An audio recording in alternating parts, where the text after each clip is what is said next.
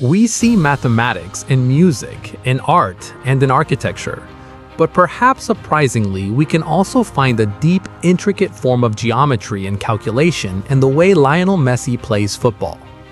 For those watching the World Cup for the first time, one of the most startling sights is seeing the greatest player of all time stroll casually around the pitch for large portions of the match.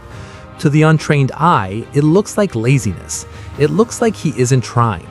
But this apparent laziness is the very thing that makes him the most dangerous player in the world.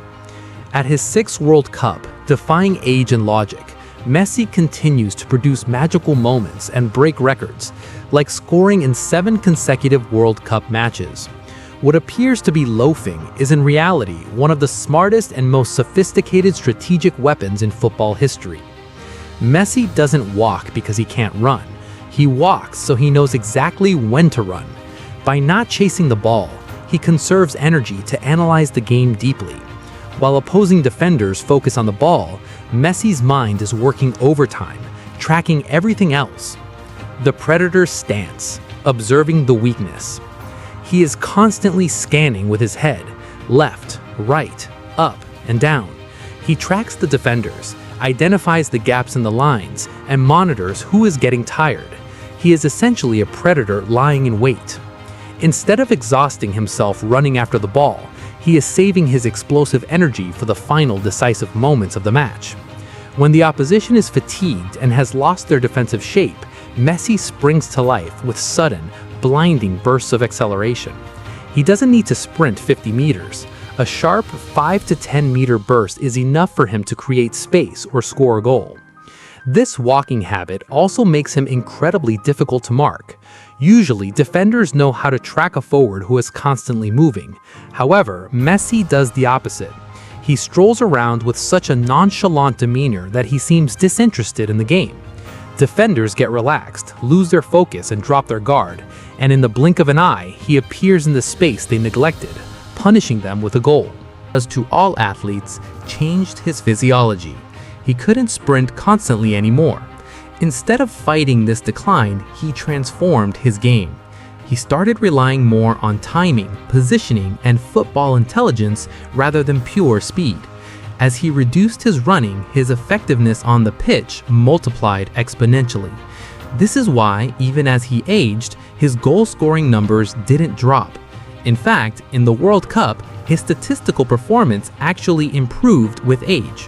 While some might think he only adopted this walking style late in his career due to his age, it's essential to remember that Messi has always been famous for his walking, even during his prime. When he started at Barcelona under Frank Rijkaard, Messi was an electric, high-energy right winger. He ran at full speed constantly, which placed immense strain on his young body. Between 2006 and 2008, he suffered 7 muscle injuries, 4 of which were hamstring tears. The club feared this incredible talent might fade away before he even reached his peak. Everything changed in 2008 when Pep Guardiola became Barcelona's manager. Guardiola noticed the space between Real Madrid's midfield and defense and had a revolutionary idea.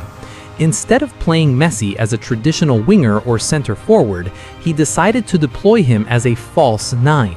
He gave Messi a simple instruction: take the ball in the central space 30 meters from the goal and create magic. This one decision changed the history of Barcelona, Messi, and football itself. Guardiola relieved Messi of the duty of chasing the opposition relentlessly. He told him to just walk. Messi was instructed to slow down the game when the ball wasn't at his feet. The goal was to save his energy for the decisive moments, rather than wasting it on unnecessary runs behind the defense. This simple change turned Messi from an injury-prone winger into a player who controlled the game with his brain more than his feet. Because he ran less, he stayed healthier, avoided injuries, and saved his pace for the final blow. A perfect example of this strategy was the historical 3-0 victory against Real Madrid at the Santiago Bernabeu in 2017. According to tracking data, Messi spent approximately 83% of the match walking. He jogged for 11%, ran for 5%, and sprinted for only 1% of the time. Yet he completely controlled the game. He scored a goal, provided an assist, created 9 scoring opportunities, and completed 6 successful dribbles. The same picture emerged during the 2022 World Cup in Qatar. Of the total 66 kilometers he covered, more than 60% was at a walking pace.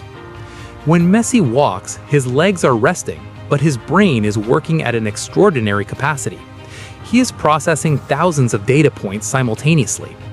Former Barcelona manager Ernesto Valverde once explained that Messi uses the opening minutes of a match as a scouting mission. Instead of chasing the ball, he drifts around the opposition's defense, gathering information. He creates a mental map of the defense and identifies their weaknesses. Only after this deep analysis does he begin to attack. He achieves this through constant scanning. Sports psychologist Dr. Gerd Jordan has spent years researching how elite players scan the environment before receiving the ball. Messi is the prime example. He looks away from the ball every few seconds, checking the positions of his teammates, the defenders, and the free spaces. This is highly disorienting for defenders. Former Manchester United defender Rio Ferdinand once said that when playing against Messi at Wembley, they felt so helpless that they couldn't even get close enough to touch him. What is even more astonishing is the speed and subtlety of his scanning. These head movements happen in less than a second. He doesn't lose control of the ball, yet his brain absorbs a massive amount of information. He completes these micro scans with just the slightest movement of his eyes or head. It is nearly impossible for defenders to notice. By the time the ball reaches his feet, the hardest part of breaking down the defense is already done in his mind. Physiologically, Messi relies on fast twitch muscle fibers, which are responsible for sudden acceleration and rapid changes of direction. Combined with his low center of gravity and incredible balance, he can leave defenders behind in just a few strides. Sports science tells us that a player's ability to sprint at maximum speed is limited. Fatigue reduces decision-making capacity. Messi solves this by avoiding unnecessary sprints and ball watching. He preserves his fuel for the final moments. However, this walking strategy only works if the team is built around him. When Messi walks, the team is essentially defending with one less player. That is why every successful team of his has had hard-working players willing to do the dirty work.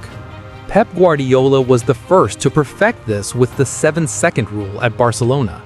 This rule stated that the team had to press and recover the ball within 7 seconds of losing it, allowing Messi to stay high up the pitch, ready for the next attack.